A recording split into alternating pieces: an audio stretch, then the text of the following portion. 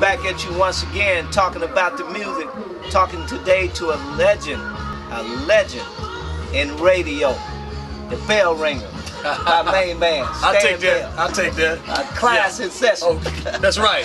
School is in session, class in session, it's all good. Thank you for having me, man. Hey, we thank you for taking time out of your busy schedule. We're here hanging out at the All White Affair. All white. I love it. That's it. I don't look That's quite right. as good as mine as you doing yours, man. You know, but yeah. I guess Miss Bell dressed you. Absolutely. She definitely is my wardrobe consultant. Now she did pick this out in fact. Hey, well you look good, man. You always look great. Thank Well, you, look, man, you. just tell me something. You've been in this industry a long time. See, I remember you. Now you're not real old. Yes. You've just been doing it a long time. Yeah, it's a little gray hair, you know, it's all good. Yes. Yeah, been doing it well, commercially on the radio in Memphis since 1986. So I guess that would be 23 years. But you know, time has really flown because I had an opportunity to do something that you like. So when you find a job that you really like to do, you never work a day in your life, I like to say. So it's been a minute, but it's been a good run. Well, look, I remember back when I was in college. You were on the air, and it was the station was owned by a different company at that time. Okay, what was it? K97? Yeah. Okay, yeah, before Clear Channel took over. Clear Channel took over. Absolutely. And, music was the programming or the format. For those of you that don't know what that means, that stuff that you hear now, right? It was a little bit different back That's then, right. and you seemed to, you know, to hang in there, and you were good then. And you were good in the middle, now you're even better back on the other side. Right. So how do you manage to do that? God is good. You know, I started in 1986 at K97. I had to work my way up. You know, I was kind of like the low man on the totem pole for real. In there with all of the older school, more veteran type announcers. But after about 6 months, you know, on the air, I began to see my career start to blossom as far as Memphis radio is concerned. So Pam Wells hired me in '86. Remember that Pam Whammy? Pam, little girl Wells. She hired me back in '86. I wouldn't say she discovered me, but we had an opportunity to meet when I was DJing at a skating rink in Covington.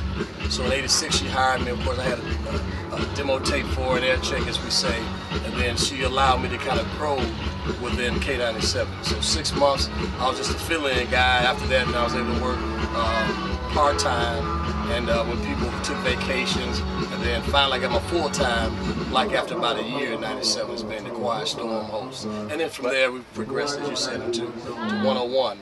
I moved over to 101 in 2000, in fact.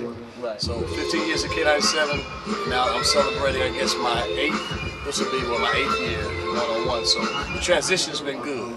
To be able to leave a hip-hop type of station to go to R&B, it's a blessing. Well, technically you were a club DJ in the beginning. And you still do a little bit of that. Private I think it's important. I think it's right. important that most I call them radio personalities should have a little street in them, so to speak, so they can have a flow or feel of their audience. You know, because you just take trap and you know, inside 4 walls just playing music, you really don't have no.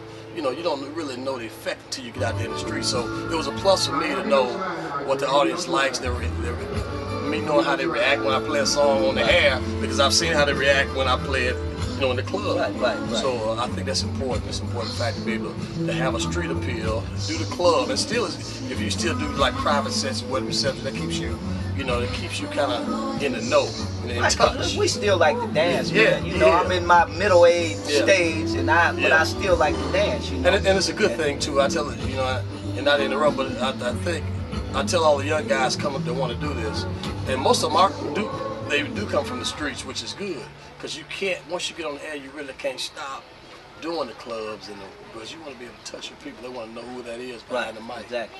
So staying in touch, it helps you stay in touch, and it helps you for longevity's sake too, if you're going to be on the air, because if they don't know you, like I say, out of sight, out of mind. Right. So now you are also an educator. That's correct. Well, as well. And you know, I always, man, I speak real high. I've worked for the public school system for 14 years. Wow. Yeah, before I kind of got off into this full time. Excellent. You know, Yeah. I Now you're a smart man, so yeah, he got out. Yeah, he beat me to the punch. I don't know about that, man. I probably wasn't making it quite. I probably would have stayed in it if I'd have been doing a little bit better. Yeah, so, yeah. You know. Sometimes there's some days when I said, look, how much longer can I do this? But you know, but at the end of the day, you know, it's making a difference for the young people, and you know, allowing them to be able to see a male figure stand up and say, look, you know, do this, do that. This is why you want to do this, and the end result is to be able to get a diploma, so you can ultimately maybe move on and get a degree. And if you can go beyond that, great. Never stop learning.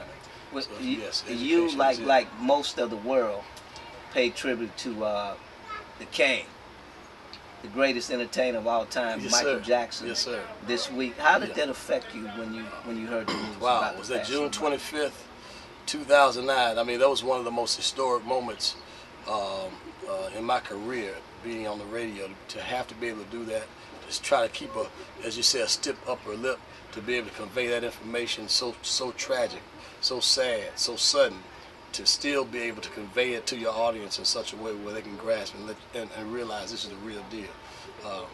Michael Jackson was an ambassador.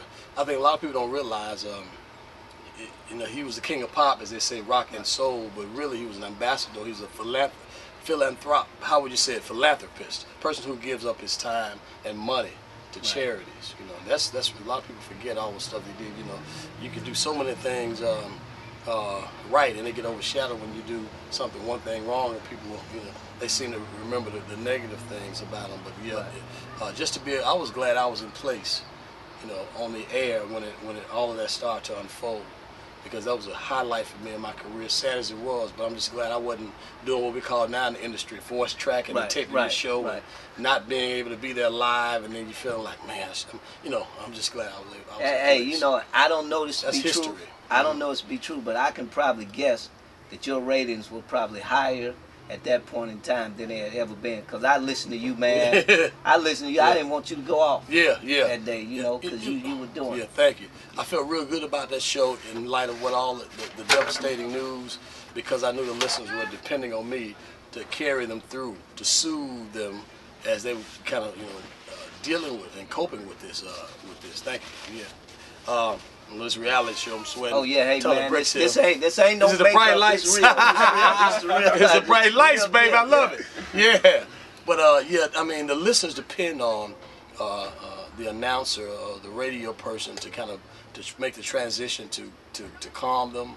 Those who are really close to Michael Jackson, whether they've met him or not, you know, through his music, you know, he's kind of like a family member. You know, it's like a loss of a family member. So. I mean, outside of having to announce the death of Luther Vandross on the air, Barry White, Gerald Levert, you know, Sean Levert, I mean, all those, Phyllis Hyman, I remember having to break that news, and there were others, you know, but nothing like having to really be in there to learn about the stages that were happening and that led up to the death of Michael Jackson.